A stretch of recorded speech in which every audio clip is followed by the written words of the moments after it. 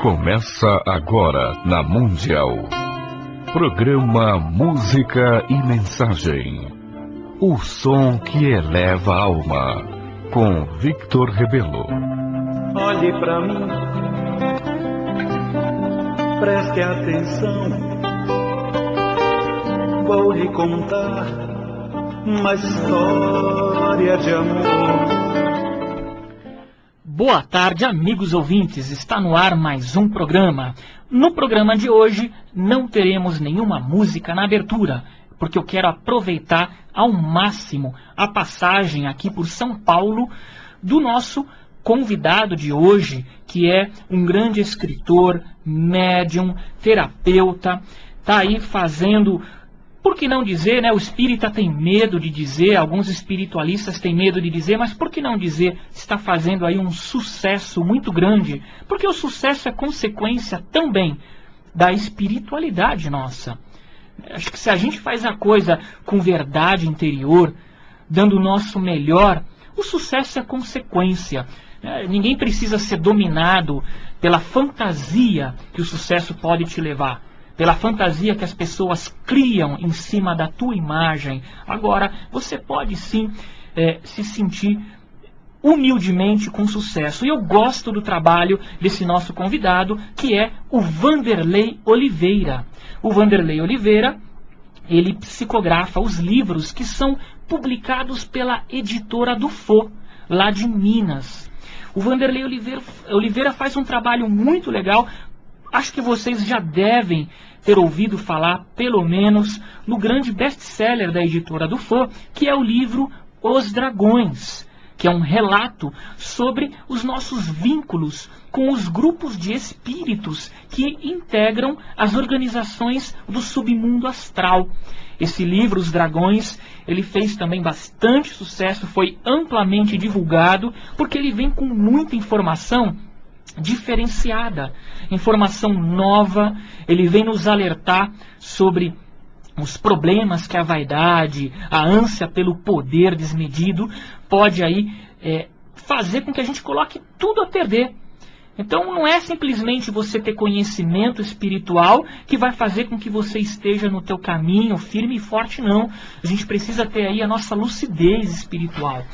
E o Vanderlei Oliveira fala muito disso, sobre a questão do autoconhecimento, da reforma íntima, mas a reforma íntima de um ponto de vista humano. E isso é interessante. O Vanderlei, ele realiza esse trabalho como médium, mas profissionalmente ele trabalha com programação neurolinguística, ele trabalha com terapia floral, com diagnóstico energético, com o foco em alinhamento dos chakras, faz um trabalho bem diferenciado também. Nós vamos falar um pouquinho disso tudo no programa de hoje. Então, Vanderlei, muito obrigado. Eu sei que você está aí correndo por essa passagem por São Paulo, mas você aceitou o meu convite de vir aqui na Rádio Mundial. Então, muito obrigado. Obrigado a você, Vitor. Eu que agradeço a oportunidade da gente estar aqui. Um abraço a todos os seus ouvintes. A oportunidade é nossa de poder estar falando sobre esse nosso trabalho aí e aprendendo juntos sempre.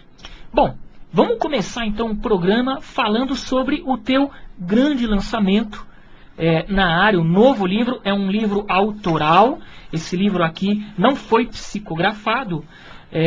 Depressão e autoconhecimento. Você veio para São Paulo para divulgar esse livro. Então, fala um pouquinho para os nossos ouvintes. Inclusive, gente, vocês já estão acostumados no meu programa. Vai pegando aí uma canetinha, um papel, para anotar o nome do livro, da editora, porque eu acho que vocês vão gostar. Então, fala um pouquinho do livro. Sim, Depressão e Autoconhecimento, como extrair preciosas lições dessa dor, é o meu primeiro livro que eu estou escrevendo eu mesmo. Não é um livro mediúnico, porque eu já tenho vários livros mediúnicos que são bem conhecidos. Aí eu vou, na verdade, neste livro, relatar a minha experiência de mais de 30 anos com a depressão, colocando como componente básico, diferencial do meu livro, a educação emocional do depressivo, como um dos pontos que está mais faltando nos tratamentos de depressão para ele se curar. Porque nós temos visto os tratamentos que sempre são muito importantes, com medicação, com psicoterapia, tratamentos espirituais e outras técnicas complementares existentes, mas muitas vezes esses caminhos nem sempre levam o depressivo a esse ponto que é libertador, que é a mudança do seu comportamento.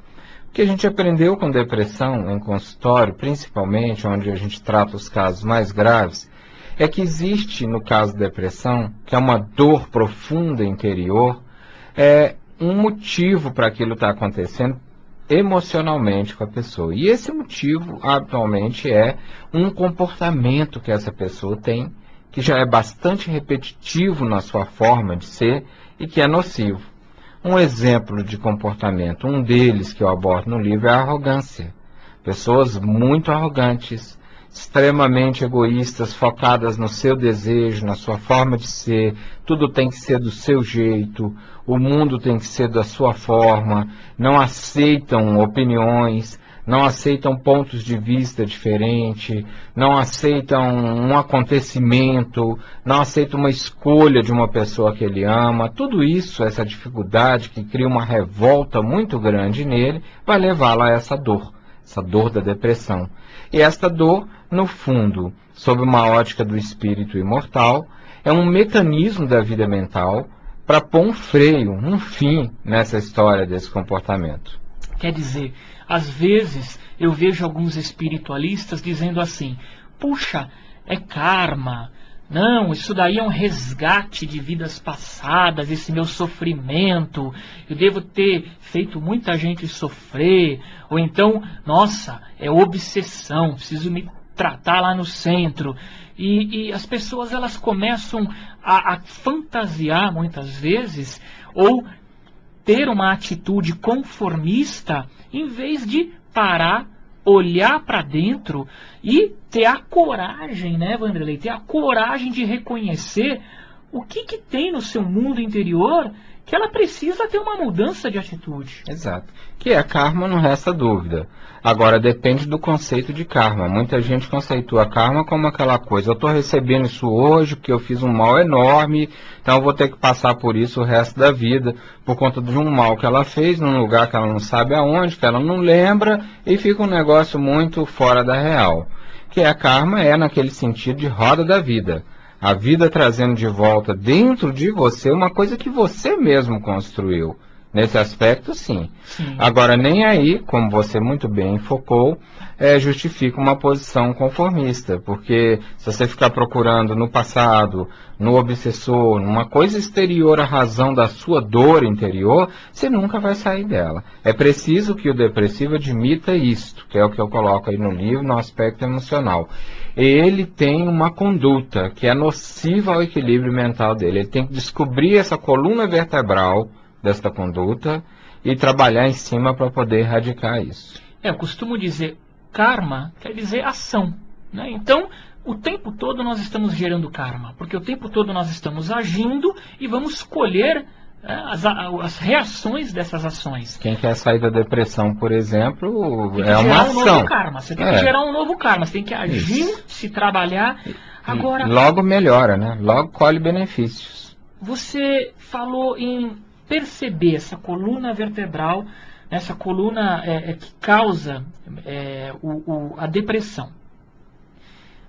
Existem... Eu sei que isso é muito complexo, não pretendo que você aborde com profundidade agora aqui no programa, mas o que você daria de dicas básicas para a pessoa, assim, o primeiro passo? A pessoa, ela se classifica como depressiva. O que ela deve fazer, então? Primeiro passo, vamos tentar dar alguns passinhos básicos. O que você poderia dizer? O passo básico, para todos os casos, é procurar ajuda. Mas em cada nível de depressão, essa ajuda vai vir de um jeito diferente. Se for uma depressão leve, o cara perdeu um parente, está deprimido. Roubaram o carro dele, ele está deprimido. Perdeu o emprego, ele está deprimido. É uma chamada depressão reativa que, com alguns meses de auxílio, alguma medicação branda, leve, ele pode melhorar. Mas isso não seria uma tristeza? Sim. Por exemplo, roubou meu carro, tô chateado, meu parente morreu, tô triste. Agora, quando a gente fala de depressão, seria algo mais profundo. Para alguns, esses episódios vão ser uma tristeza da perda, para outros é algo um pouco mais grave. Por aí a gente vai vendo que o conceito de depressão não pode ser generalizado, ele é muito particular, muito individual. Mas para a gente poder ter um conceito mais amplo, quando a sua tristeza te incapacita, o cara roubou o carro dele, ele ficou triste, tão triste que ele nem vai trabalhar mais. Já não é tristeza só, incapacitou o sujeito, aí caiu num campo de depressão. Tristeza pelo roubo do carro, chegou ao ponto de tirar as noites de sono dele, ele não dorme mais. Pronto, aí já não é mais só tristeza. A tristeza o cara dorme, tristeza o cara vai trabalhar, tristeza ele caminha. E com o tempo ele resgata o seu humor, resgata o próprio carro que ele vai trabalhar e vai começar de novo. Então o que limita a tristeza com doença, que até foi uma abordagem muito boa sua, eu faço essa abordagem no livro, é isso, a incapacitação, a desproporção desse estado emocional. Se for uma depressão mais moderada, mais grave, aí essa busca de ajuda que você me perguntou já tem que ser mais especializada. Ele não vai poder só tomar um calmantezinho, ou fazer um exercício, uma meditação, tomar um passe, ou coisas assim. Cada história de depressão, dependendo da proporção que ela toma, ela vai solicitar um nível de ajuda mais detalhado. Quer dizer, então, a dica básica aqui para a pessoa que se vê com esse quadro de depressão é procurar ajuda, entendendo que cada nível de depressão pede um ou mais tratamento específico. Isso. Você, por exemplo, pode ter o caso de uma pessoa que conhece um grupo de oração e conhece alguém que está em depressão e você foi beneficiado nesse grupo a ponto da sua depressão acabar. Então você pega essa pessoa conhecida e leva lá. Não quer dizer que vai dar o mesmo resultado, porque você não sabe que nível, que proporção é a depressão daquela pessoa. Você deve levar sim, mas não espere que vá ocorrer a mesma coisa, porque cada história é uma história particular, é um nível diferenciado. Existem depressões leves, moderadas e graves. Agora, depressão e autoconhecimento. Quando a gente fala em autoconhecimento, a gente fala de um trabalho que a pessoa deve ter consigo, porém, com ela mesma. Porém, a gente entra também no terreno da psicologia, quer dizer, a pessoa também deve aí procurar o auxílio de um psicólogo para poder se compreender também? Seria desejável, principalmente se a depressão for muito intensa, né? Esse autoconhecimento, para todos os casos, em qualquer nível, vai ser sempre a coluna vertebral da solução curativa da depressão. O grande objetivo dela talvez seja exatamente essa função divina dela, vamos dizer assim. Jogar a pessoa para dentro a ponto dela identificar dentro dela o que não está no lugar, o que está errado para ela poder estar vivendo uma dor tão grande. Infelizmente é uma doença que uma das propriedades dela, Vitor, é exatamente o depressivo não assumir que o problema é dele, entendeu? Ele fala que é da família, do governo, do chefe, do ambiente, de qualquer pessoa, menos dele. Exatamente por conta do seguinte, o comportamento que é mais comum no depressivo é a arrogância, o orgulho, o egoísmo. E a não aceitação. A não aceitação. Então ele não aceita que a coisa é com ele, não aceita. Quer ver, eu estou aqui com o livro Depressão e Autoconhecimento, aberto na página 143, tem aqui uma frase destacada em vermelho, dizendo assim: educar-nos emocionalmente é construirmos novos significados para aquilo que sentimos, tomando consciência dos objetivos nobres das emoções. Sabe, eu estava até conversando com a minha mulher essa semana. É interessante que as crianças e nós, seres humanos, pessoas, a gente aprende na escola matemática, português, ciências, história. Nós vamos para a faculdade e aprendemos aí várias matérias. Agora, eu conversei com a minha mulher e falei, você sabe que um dos grandes motivos da nossa sociedade viver com tanto conflito é que a gente não é educado emocionalmente. Nós vemos, às vezes, pessoas adultas, Vanderlei, tendo emoções de um nível infantil, Com certeza. com conflitos que são compreensíveis para um adolescente, até mesmo para uma criança, e você vê indivíduos adultos com aquele tipo de padrão emocional. Então a criança, ela meio que não aprende a lidar com isso. Hoje as escolas estão mudando um pouco. Na escola, no colégio que minha filha estuda, você tem aula de valores, mas às vezes as pessoas erram e querem colocar moral. Eu falo, não, eu não quero aula de moral, eu quero aula de ética. Então hoje estão colocando um pouco aquela coisa de valor, né? A criança precisa disso, porque a criança cresce ouvindo, você não pode fazer isso, você não pode fazer aquilo, empresta isso para o amiguinho, empresta isso daqui. Mas não há uma educação do porquê das coisas. Uma né? das razões, aliás, que a depressão aumentou muito e ainda deve aumentar muito mais, é exatamente isso. A geração atual, principalmente dos homens e mulheres na casa dos 35 aos 55 anos de idade, que é a faixa etária onde há mais presença de depressão, de suicídios, né, e de crises existenciais, é uma geração que não foi educada para ser quem é. Nós fomos educados, eu estou com 53 anos de idade, para fazer de conta, para atender aquilo que os pais, a família, a sociedade esperavam de nós. E chega numa etapa da vida em que você verifica que você atendeu aos pais, ao grupo social, aos filhos, ao marido, à esposa, à família, ao seu emprego, e não atendeu àquilo que você desejava. Pô, não pode dar em outra. Você é educado com muito medo na infância, com muita culpa na juventude, na fase adulta, e chega na fase da maturidade depressivo. E hoje é complicado porque existe na mídia em geral uma cobrança de que nós temos que obedecer a um modelo de beleza, nós temos que obedecer a um modelo de sucesso. Hoje todo mundo quer ser celebridade. Então o Facebook, eu gosto muito do Facebook, mas eu percebo que muita gente usa o Facebook para criar uma imagem de sucesso, uma imagem de que você está sempre sorrindo, você nunca está triste, você nunca está irritado, você só coloca fotos onde você está bem da vida.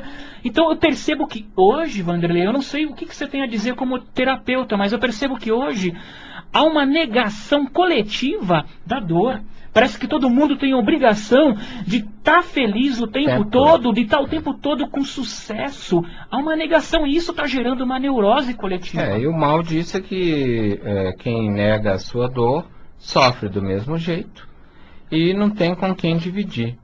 E se você dividir, você é chamado de fraco, você perde o emprego. No centro espírita, que é o ambiente que eu convivo muito, se você dividir e você é um trabalhador, você não está bem, você tem que ser afastado da tarefa. Quer dizer, em cada lugar social, a dor é sempre mal vista. Você é como se fosse um ET. E isso é uma mentira. É uma mentira porque, no fundo, isso é o normal da sociedade, né? É o comum. Todos nós estamos aqui reencarnados, voltamos à matéria e todos temos algo para colocar no lugar. Para cada pessoa isso tem uma proporção. E não viver essa autenticidade da sua dor, mas também de seus talentos, das suas coisas boas também, te leva a um conflito interior que é uma porta bem aberta, escancarada para a depressão. Eu percebo que no movimento espiritualista existe assim certos estereótipos e as pessoas elas se veem obrigadas a seguir esses estereótipos. Sim. De que senão você não é uma alma boa, você não é um espiritualista. Então nós estamos o quê? Substituindo o céu e o inferno pelo umbral e a colônia espiritual? É verdade. A Maria José, que apresentou o meu livro, ela é uma médium que trabalha há mais de 30 anos no movimento espírita, administra a nossa editora, e é uma pessoa que já vem há mais de 25 anos tratando depressão. Então um dia, ela que fez uma belíssima apresentação do meu livro, uma coisa que eu considero tão valiosa quanto o que eu escrevi, ela dando um testemunho num seminário sobre a doença dela, teve pessoas que saíram de lá assim intrigadas. Como é que pode você estar esse tempo todo no espiritismo, fazendo esse trabalho maravilhoso que você faz, você está deprimida? Como se isso fosse algo fantástico, diferente e tal, mas isso é o que acontece com a maioria. A gente não está num ambiente espiritualista, espírita, ali porque a gente está bom, não. Ao contrário, ali é o lugar das pessoas que estão buscando algo mais consistente para você se sentir melhor, estar bem, né? Eu falo isso muito da minha condição de médium, que hoje os nossos livros aí, os mediúnicos, né, estão em mais de 38 países. Então, que diferença isso faz se eu não tenho paz? Para mim, o que importa é o que eu estou construindo para mim. Não é ter um cargo, um conhecimento, ser reconhecido, ter vários livros, ter programa de televisão e de rádio como eu tenho.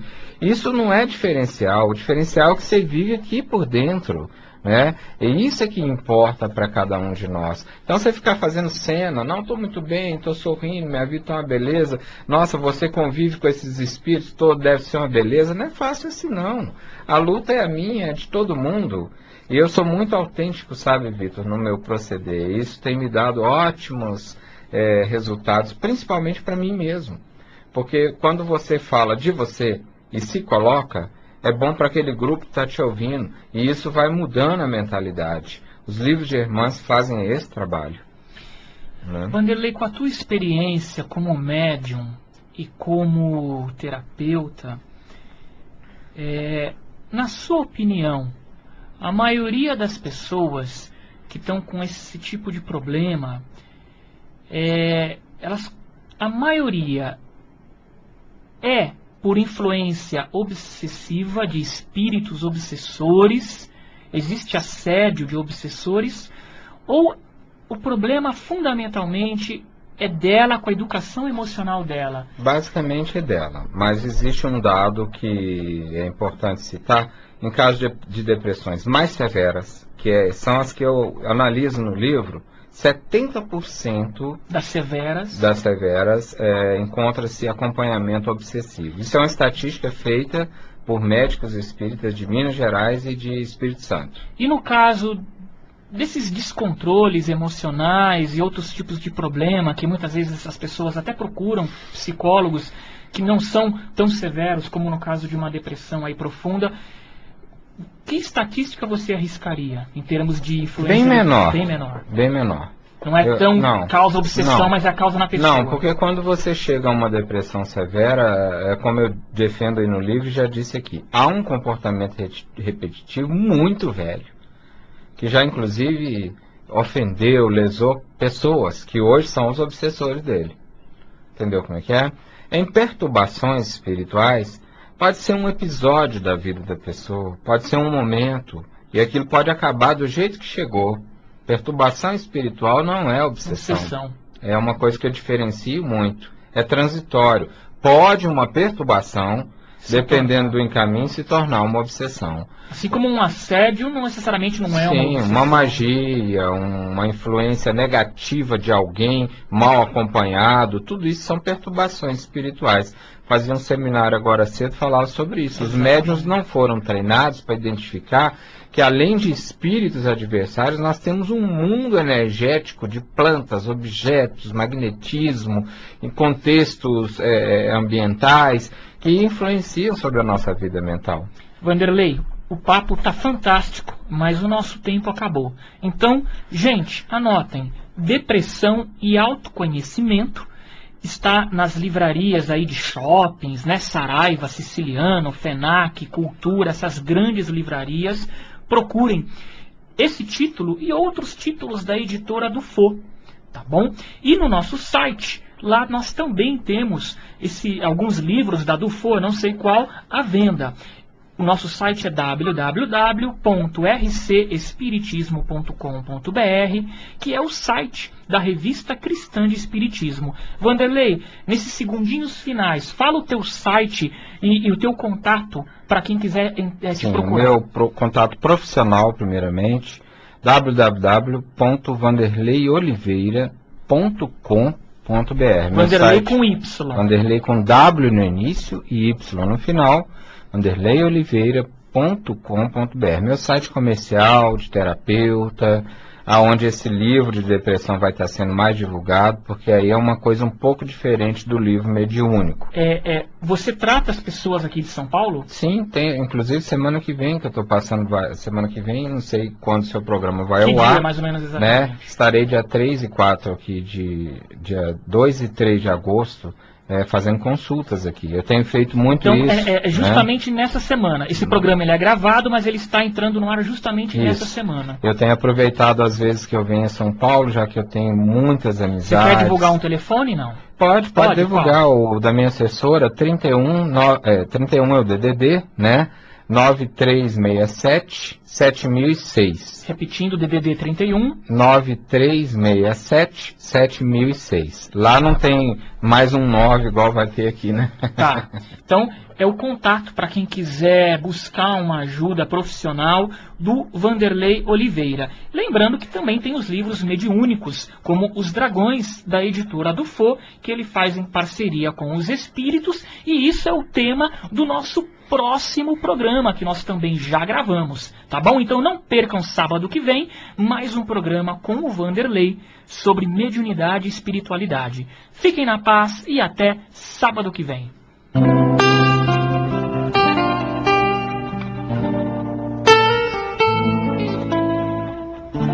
Você ouviu na Mundial, programa Música e Mensagem, o som que eleva a alma, com Victor Rebelo.